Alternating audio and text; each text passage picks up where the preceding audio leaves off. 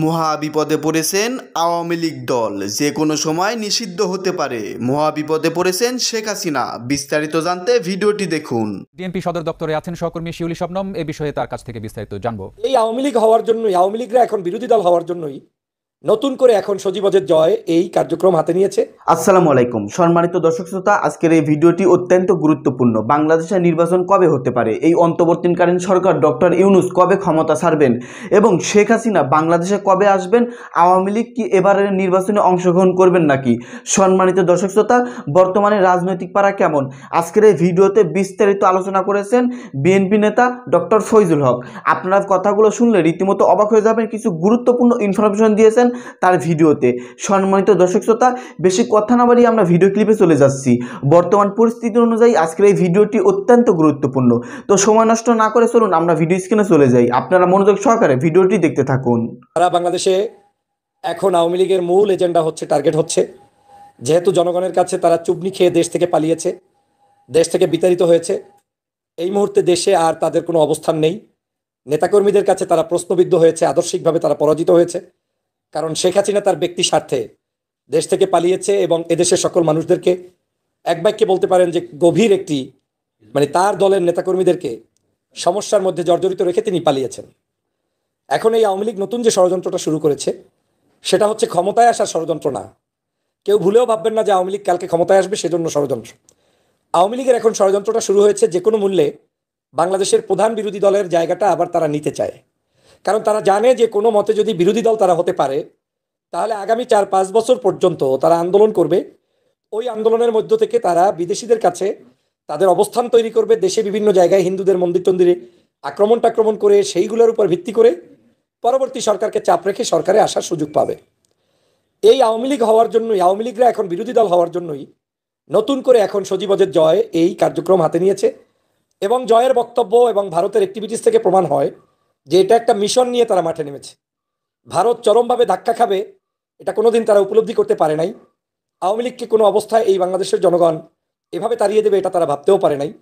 যে কারণে আজকের এখন নতুন করে তারা চিন্তা করছে যে আওয়ামী লীগকে পুনর্বাসন করা যায় কিভাবে। সে কারণে তারা এখন নতুন উদ্যোগ নিয়েছে যে তারা বিরোধী দল হয়ে তারপরে এই দেশে রাজনীতিতে টিকে থাকতে চায়। এবং আপনারা জানেন যেই সরকার ওদেরকে তাড়িয়েছে কিংবা যেই জনগণ ওদেরকে তাড়িয়েছে তথা আজকের এই বৈষম্য বিরোধী ছাত্র আন্দোলনের নেতারা, সেই জায়গায় আজকের এই মুহূর্তে তারা তাদেরকে মেনেই কিন্তু আবার দেশে রাজনীতি করতে চায়। এটা হচ্ছে আওয়ামী লীগের স্বার্থবাদী আদর্শহীন রাজনীতির একটা চরিত্র। এটা আমি বারবার টকশোতে বিভিন্ন সময় আপনাদেরকে বলেছি। কিন্তু এখন বিষয়টা হচ্ছে কেন এটা করবে এবং কেন আমি আপনাদেরকে বলতে চাই যে তারা বিরোধী দল হতে চায়। এর অন্যতম কারণ হচ্ছে বাংলাদেশে আওয়ামী লীগ দেখতে পাচ্ছে যে এই দেশে জামাত ইসলামের রমরমা কার্যক্রম শুরু হয়ে গিয়েছে, অন্যান্য ইসলামপন্থী রাজনৈতিক দলেরও কার্যক্রম শুরু হয়ে গিয়েছে, তথা আওয়ামী লীগের বিরুদ্ধে যত জাতীয়তাবাদ, ইসলামী মূল্যবোধ কিংবা বাংলাদেশের রাষ্ট্র সংস্কারের যত দল আছে সবার কার্যক্রম শুরু হয়ে গিয়েছে। এখন আওয়ামী লীগের নতুন করে মাথা ব্যথা হয়েছে, যদি এই অবস্থায় তারা নিরিবিলি থাকে তাহলে এই বাংলাদেশের মানুষের মণিকোটা থেকে তারা যেভাবে হারিয়ে গিয়েছে সামনের দিকে তারা আরও হারিয়ে যাবে এবং তাদেরকে কেউ এখানে ঢুকতে দিবে না। বিরোধী দলেও এরা স্থান পাবে না। সরকারি দলে বাংলাদেশের সর্ববৃহৎ দল যেতে পারে বিএনপি, যেতে পারে জামাত, যেতে পারে বৈষম্য বিরোধী ছাত্র আন্দোলনের নেতারা, যেতে পারে ভিন্ন কিছু, যে কিছু হতে পারে। একটি স্বাধীন দেশে ভোট হবে, ভোটের মাধ্যমে যার খুশি সে আসবে, কোনো সমস্যা নেই। কিন্তু এখন ওরা এই জায়গায় বিরোধী দল তাহলে কারা হবে? ওদের ধারণা যে তাহলে বিরোধী দল তো এই আওয়ামী লীগের ব্যতি রেখে অন্য যে কেউ ঢুকে যাবে, যারা সরকারি দলে যাবে তার বাহিরে অন্য দল যাবে। এখন এই অন্য দলগুলো যাতে যেতে না পারে সে কারণে হঠাৎ করে এখন বিএনপির প্রতি পীড়িত শুরু করে দিয়েছেন এই আওয়ামী লীগের সজীবদের জয়। তিনি বলা শুরু করে দিয়েছেন যে বাংলাদেশের রাজনীতিতে এই দুটি দলই কেউ না কেউ ক্ষমতায় আসবে এবং যাবে।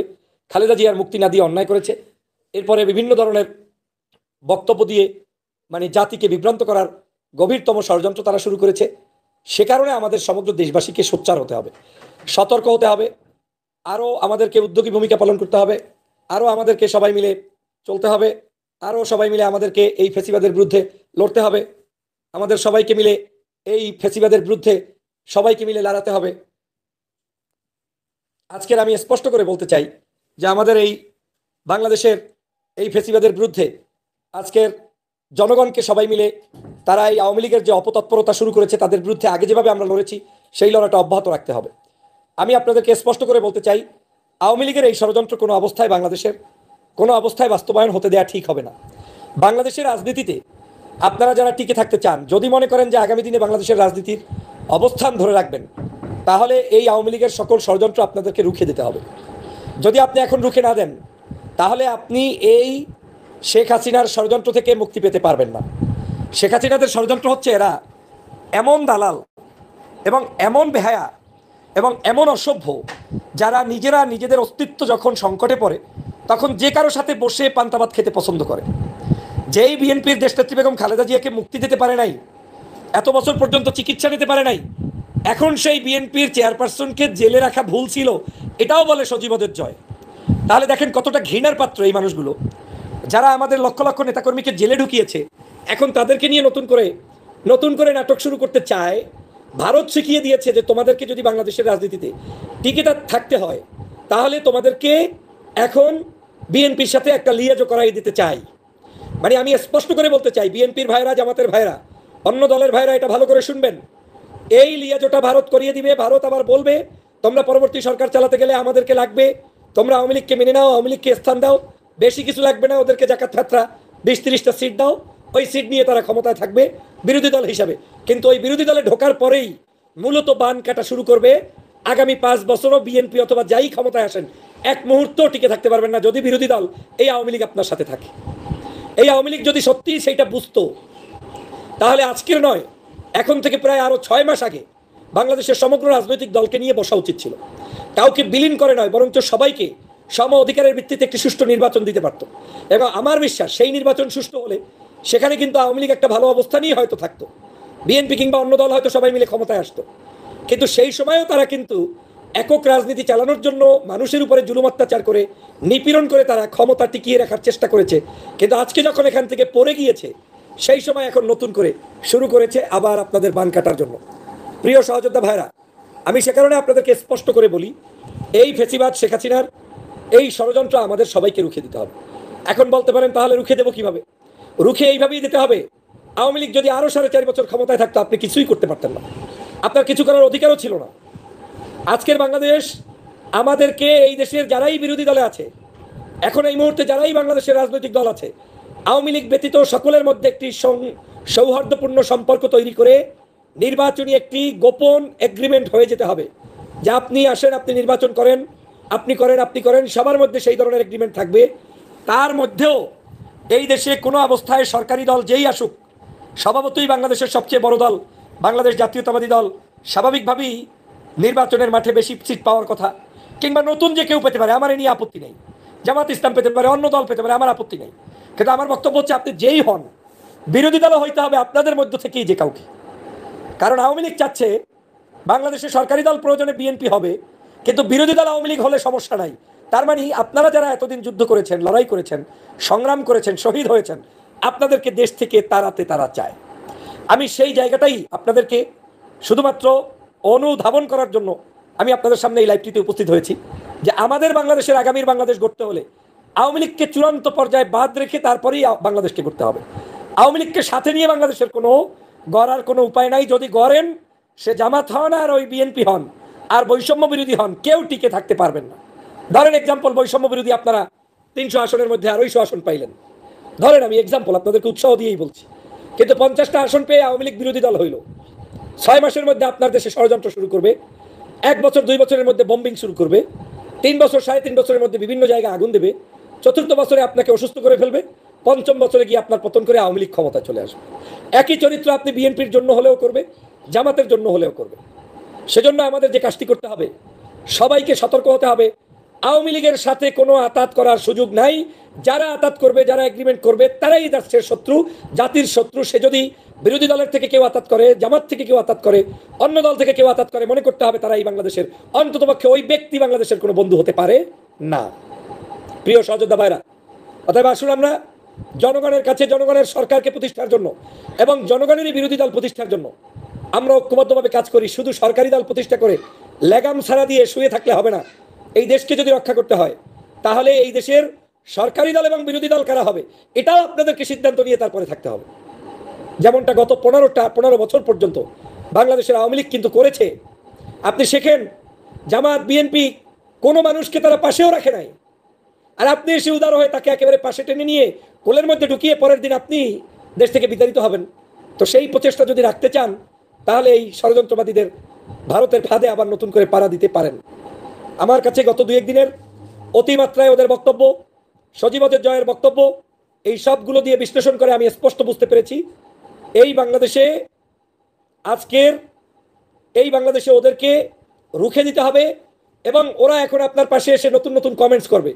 এই বাংলাদেশে কেউ আওয়ামী লীগ না হয় বিএনপি, অনেক মধুর মধুর গল্প শোনাবে। এই বাংলাদেশ মানে আপনি অথবা কেউ, মানে আওয়ামী লীগটাকে পাশে জড়িয়ে দেবে কৌশলে। এটা লাগবে না যে এই বাংলাদেশটা বিএনপি জামাত কিংবা বৈষম্য বিরোধী ছাত্রদের বাংলাদেশ, এটা লাগবে না। ওর কমেন্টস পড়লেই আপনি বুঝবেন যে লোকটা দালাল কিনা আওয়ামী লীগ কিনা। যদি দেখেন যে লেখে যে দেশটা আওয়ামী লীগ অথবা বিএনপির, তাইলেই বুঝবেন লোকটা বিএনপির না, লোকটা আওয়ামী লীগের। এখন বিএনপি শব্দটা লেখে এই জন্য যে বাসুরকে একটু খুশি কইরা তারপরে সংসারে শান্তি আনার চেষ্টা করছে। কিন্তু বাস্তবতা হচ্ছে এই দেশটা বানিয়ে দিতে হবে বিএনপি জামাত কিংবা চরমনাই কিংবা অন্য দলের, আওয়ামী লীগের না। এই শব্দ যারা লিখবে তারা বুঝতে হবে দেশপ্রেমিক। প্রিয় সহযোদ্ধা ভাইরা, সে কারণে আমি মনে করি এটা অত্যন্ত গুরুত্বপূর্ণ। কোনো অবস্থায় কেউ যদি বলে যে ভালোই তো, আমরা তো অ্যাটলিস্ট সরকারে যাচ্ছি, আওয়ামী লীগ বিরোধী দল হবে, সমস্যা কোথায়? বিশাল সমস্যা। আওয়ামী লীগ বিরোধী দল হইলে আপনারা যে মানের বিরোধী দল ছিলেন, আপনারা ভদ্র, আপনারা সভ্য। আওয়ামী লীগ সভ্য নয়, আওয়ামী লীগ অসভ্য। আওয়ামী লীগ মানুষের উপরে আক্রমণ করে, জুলুম করে, মানুষ মেরে ফেলে, লাশের উপরে রাজনীতি করে, তারপরেও তারা ক্ষমতায় আসতে চায়। অতএব তারা আপনাদেরকে কোনো অবস্থায় সুস্থ শরীরে থাকতে দিবে না। কোথায় রয়েছে নির্বাচন? আজকে সজীবদের জয় বলে 3 মাসের মধ্যে যেন একটি নির্বাচন দিয়ে আমাদেরকেও ক্ষমতায় আনার, মানে আমাদেরকে যেন স্পেস দেওয়া হয়। তার মানে উনি নির্বাচনের জন্য অপেক্ষা করছে। আমি স্পষ্ট করে সমগ্র বাংলাদেশের জাতিকে উদ্বুদ্ধ করে বলতে চাই, সতর্ক থাকবেন। তত্ত্বাবধায়ক সরকারের প্রতি আমি অনুরোধ করব, সতর্ক থাকবেন। ওদেরকে বিচারের কাঠগড়ায় নিয়ে আসুন। যারা খুন করেছে, গুম করেছে, হত্যা করেছে, তাদের রাজনীতি করার আবার শখটা কোন জায়গা থেকে তৈরি হয় সেটা আপনাকে আজকের জাতির কাছে এটা খোলাসা করতে হবে। তোমাদেরকে এই বাংলাদেশে প্রবেশ করতে দেওয়া হবে না। বাংলাদেশের জনগণ ফ্যাসিবাদ আওয়ামী লীগকে চায় না। আওয়ামী লীগের হাত থেকে বাংলার জনগণ এই দেশকে রক্ষা করতে চায়, বিদায় তোমার শেখ হাসিনাকে দেশ থেকে তাড়িয়েছে। অতএব তোমরা যারা এখনো ষড়যন্ত্রবাদীরা বাংলাদেশে বসে আছো, তোমরাও পালিয়ে যাও। আমার এই বাংলাদেশ শেখ হাসিনা বাদে, আওয়ামী লীগ বাদে যারা আছে তারা তাদের যোগ্যতার আলোকে যতটুকু সম্ভব দেশকে গঠন করবে, কিন্তু কোনো অবস্থায় আওয়ামী লীগের হাতে এই দেশ বিরোধী দলেও দেয়া যাবে না। আজকের সজীবদের জয় ভারতের কথা বলেছেন। তিনি বলেছেন ভারতের কাছে অনুরোধ করছি যাতে করে আমাদেরকে স্পেস তৈরির কাজ করা হয়। তার মানে তুমি ভারতের উপরে পা ধরে, পা চেটে আবার নতুন করে ষড়যন্ত্র করতে যাও, সেটা করতে দেওয়া হবে না। আবার গত কয়েকদিন পর্যন্ত বাংলাদেশের মন্দিরগুলোতে কোনো জায়গায় আক্রান্ত না হওয়া সত্ত্বেও আমি বাংলাদেশে অবস্থান করে বিভিন্ন জায়গায় ঘুরে ঘুরে দেখেছি সব সঠিক, তারপরেও ভুয়া মিথ্যা তথ্য দিয়ে বিভিন্ন জায়গায় ভারতের পত্রপত্রিকায়, মিডিয়াগুলোতে আপনার প্রচার করছে বাংলাদেশের সংখ্যালঘুরা শান্তিতে নেই। কিন্তু বাংলাদেশের বাস্তব চিত্র সেটা নয়। সেই জায়গা থেকে আমার মনে হচ্ছে একটি গভীরতম ষড়যন্ত্র নিয়ে তারা মাঠে নেমেছে। অতএব তাদের এই ষড়যন্ত্রের ব্যাপারে আপনাদের সবাইকে সতর্ক অবস্থান গ্রহণ না করলে বাংলাদেশের কপালে আরও খারাপ দিন অতিবাহিত করছে। আগামীকাল 15ই আগস্ট বাংলাদেশের বিজয় দিবস পালন করবেন। প্রত্যেকটি জায়গায় যার যতটুকু সাধ্যের মধ্যে আছে ততটুকু আপনি আনন্দ উৎসব পালন করবেন। বাংলাদেশের সকল শহীদদের জন্য দোয়া করবেন। কিন্তু কোনো ধরনের এই ফ্যাসিবাদী সরকারের কোনো আনুগত্য কোনো জায়গায় বাস্তবায়ন হতে দেওয়া হবে না। যেই সরকার আমাদের উপরে জুলুম করেছিল, আজকের এই তত্ত্বাবধায়ক সরকার যেভাবে দেশ চালাচ্ছে, তাদের উপরে আমাদের আস্থা রেখে তাদেরকে সাথে নিয়ে আগামী দিনের বাংলাদেশ গড়ার জন্য আমাদেরকে একত্রিত হতে হবে, মাঠে ময়দানে কাজ করতে হবে। আজকের আমার বক্তব্যের একটাই কথা, সেটা হচ্ছে যে এই সজীবদের জয়ের ষড়যন্ত্রের ব্যাপারে আপনারা সতর্ক হন, সজাগ দৃষ্টি রাখুন এবং তার এই বক্তব্যগুলো জাতিকে বুঝান যে তারা কি চায়। মনে রাখবেন, আপনাকে যারা এতদিন জুলুম করেছে, নির্যাতন করেছে 16 বছর পর্যন্ত, তারা আপনাকেও ভেনিশ করে দিবে সময়ের অপেক্ষা। ওদের কোনো ধরনের মুসলেখা আপনি পড়িয়েন না। ইস্পাত দৃঢ় সম্পর্ক আপনি বিএনপি, জামাত, অন্যান্য রাজনৈতিক দল আপনাদের করা উচিত। আপনারা একে অপরের মধ্যে বোঝাপড়া ভালোভাবে করা উচিত। বাংলাদেশকে রক্ষার জন্য বৈষম্য বিরোধী আন্দোলনের নেতা সহ যারা আছেন সবাই মিলে একত্রিত হওয়া উচিত এবং যাই করেন ঐক্যবদ্ধভাবে আপনাদের করা উচিত আওয়ামী লীগের বিপক্ষে। কারণ এই দলটাকে যদি আপনি একবার চান্স দেন তাহলে দেখবেন যে এই বাংলাদেশের অবস্থাটা কি দাঁড়ায়। অতএব সজীবদের জয় এখন সরকারে আসার কোনো পায়তারা করছে না, সরকারে আসতে পারবেও না, সেটা তিনি ভালোই জানেন, শেখ হাসিনাও ভালো করে জানেন। যাদের পতন হয় তারা পরবর্তী টার্মে আসার সুযোগ সাধারণত থাকে না, সে কারণে এই পতনকৃত এই সরকার ক্ষমতায় আসবে না, কিন্তু তারা বিরোধী দলে আসবে। এই জায়গাটায় আসতে না দিতে হলে আপনাদের মধ্যে ঐক্য বিনষ্ট যাতে কেউ করতে না পারে। এবং দেখবেন অনেক সুফি সন্ন্যাসীও বের হবে। আমি আমার দলের থেকেই বলছি, বিএনপিরও অনেকে এরকম উদারতার শীতে বলবে অসুবিধা কি, আমরা ক্ষমতায় আসলে যদি বিরোধী দল আওয়ামী লীগ হয় ভারত যদি তাতে সন্তুষ্ট থাকে, ভারতকেও আমরা পাশে পাইলাম, এই দালালগুলোকে চিহ্নিত করতে হবে। এরকম বক্তব্য দিতেই পারে, আপনি দেখবেন হয়ে যেতে পারে, তাই অ্যাডভান্স বলে রাখলাম। এরা না বুঝেই এই কথা বলতে পারে। তারা এটাও বলতে পারে যে না, বিরোধী দল আওয়ামী লীগ থাকলে আমাদের জন্য সুবিধা, বিরোধী দল ইসলামিক কিংবা অন্য দল থাকলে অসুবিধা, এই কথাও আপনাদেরকে ভুলভাল করে বুঝিয়ে বলতে পারে। সে কারণে ওই সকল দালালের যারা নেতা, যারা এইরকম অপতৎপরতা চালাবে, তাদের ব্যাপারেও আপনাদেরকে সতর্ক সজাগ দৃষ্টি রেখেই আমাদের এই বাংলাদেশকে বিনির্মাণ করতে হবে। মনে রাখতে হবে যারা শহীদ হয়েছে তারা এই দেশকে স্বাধীন করেছে বৈষম্যহীন বাংলাদেশ গঠন করার জন্য। অতএব এই বৈষম্যহীন বাংলাদেশ গঠন করতে হলে অন্তত পশুর সাথে সংসার করা যায় না। আওয়ামী লীগ কোনো অবস্থায় মানুষের কাতারে এখন আর নেই।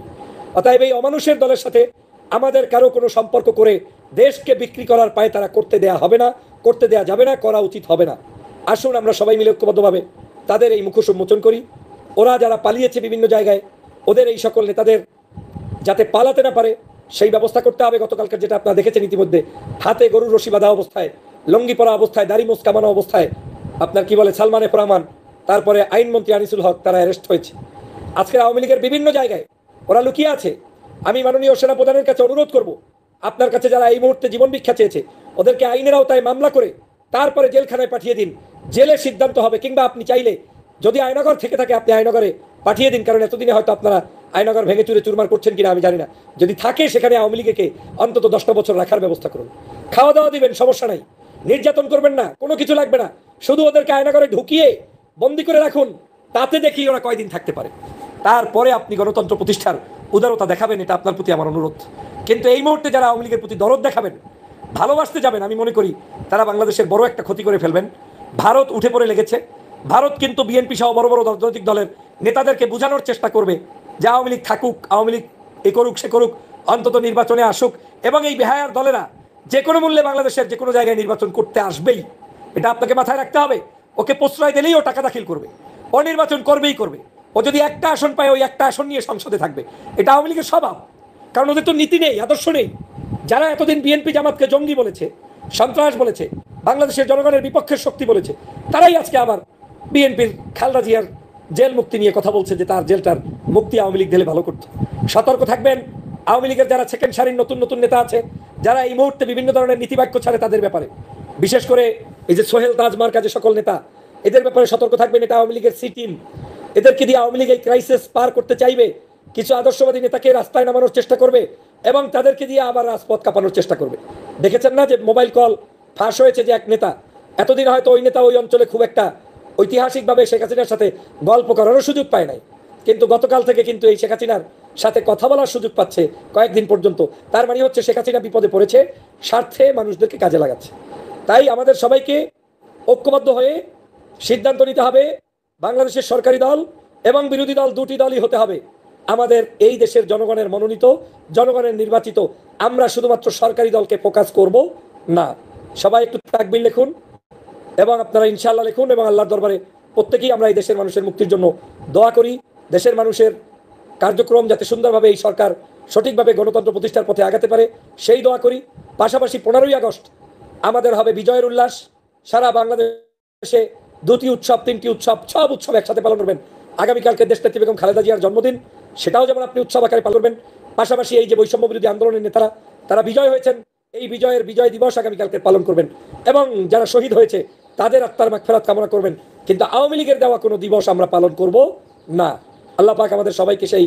সম্মানিত দর্শক শ্রোতা, বিস্তারিত ভিডিওতে দেখতে পারলেন ডক্টর ফয়জুল হক তিনি কি বলতেছেন এদেশের জনগণকে উদ্দেশ্য করে এবং বাংলাদেশের সমস্ত রাজনৈতিক দলকে উদ্দেশ্য করে। তিনি একটি কথাই বলতে চাচ্ছেন, আওয়ামী লীগকে কোনোভাবেই নির্বাচনে অংশগ্রহণ করার সুযোগ দেওয়া হবে না, তিনি একেবারে নিষিদ্ধ।